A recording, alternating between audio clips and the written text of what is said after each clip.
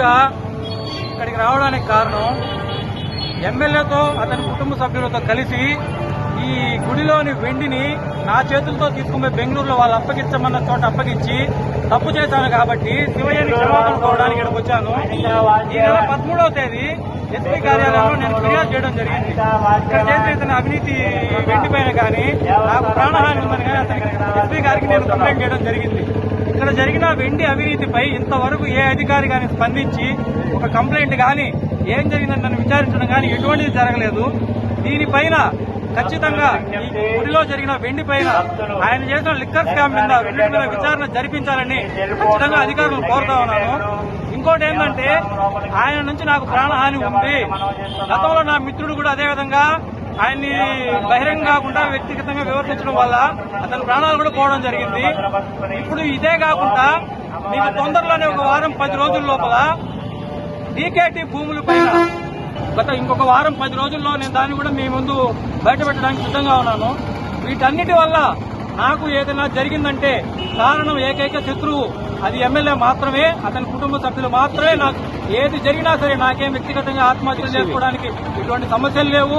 ఆరోగ్యపరంగా నేను బాగానే ఉన్నాను. ఇంకా నాకు నా ప్రాణానికి ఎటువంటి హాని జరిగినా అది దానికి కేవలం ఎమ్మెల్యే మాత్రమే బాధ్యులు, ఎమ్మెల్యే అతని కుటుంబ సభ్యులు మాత్రమే బాధ్యులు అవుతారు. ఆయన పాపం ఇప్పుడు పండింది. శివయ్య గుళ్ళో ఆయన చేసిన అక్రమాలకి ఇన్ని రోజులు చూసి ఇప్పుడు శివయ్య ఆయన పాపం పండించాడు కాబట్టి నేను బయట రావడం జరిగింది. సామానండి, వెండి పూజ ఉపయోగించే సామాను వెండికి ఇప్పుడు దాని మీద ఆడిట్ జరిపించండి. గుడిలోని ఎప్పుడెప్పటి నుంచి వచ్చిన వెండి సామాన్లు అప్పటి నుంచి వచ్చినటువంటి ప్రస్తుతానికి ఈరోజు ఉన్నాయా లేదా లేదని ఒకసారి ఆడిట్ చేయించండి. ఈ మధ్య మీరు ఎస్పీకి కంప్లైంట్ అక్కడ నేను ఇచ్చిన సాక్ష్యాల మీద విచారణ కానీ ఎటువంటి విచారణ కానీ ఏది జరగలేదు. దీని మీద ఖచ్చితంగా విచారణ జరిపించాలని కోరుకుంటాం. మన తిరుపతి సోదరులకు ఇవ్వడం జరిగింది. మీకు ఇమ్మంటే నేను ఇస్తాను. నేను బెంగళూరులో భారతి అనే ఆమెకి దాన్ని చేర్చడం జరిగింది. ఆమె నా అకౌంట్కి 10 లక్షలు కూడా పంపించారు. ఆమె ఎవరో కూడా నాకు తెలియదు. కేవలం వీళ్ళ తరపున మాత్రమే ఆమె నాకు పంపించడం జరిగింది.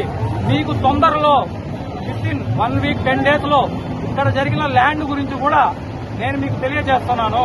10 రోజుల్లో తెలియజేస్తాను. అది ఇంకా పెద్ద అవినీతి. అది ఇంకా చూపిస్తానండి. నేను సాక్ష్యాలు చూపిస్తాను. నేనే విమర్శలు కాదు.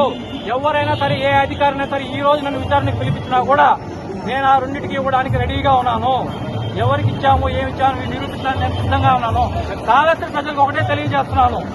ఈ ఎమ్మెల్యే పైకి కనిపించేంత సౌమ్యుడు కాదు. ఈసారిగానే మీరు అతన్ని గెలిపించారంటే మాత్రం మీ ఇళ్లలో కూడా మీరు ఉండలేరు. 13 సంవత్సరాలు తనతో సావాసం చేసిన వ్యక్తిగా చెప్తున్నాను. ఈసారి పొరపాటున ఆయన కానీ గెలిచాడంటే మీ ఇళ్లలో మీరు కూడా ఉండలేరు.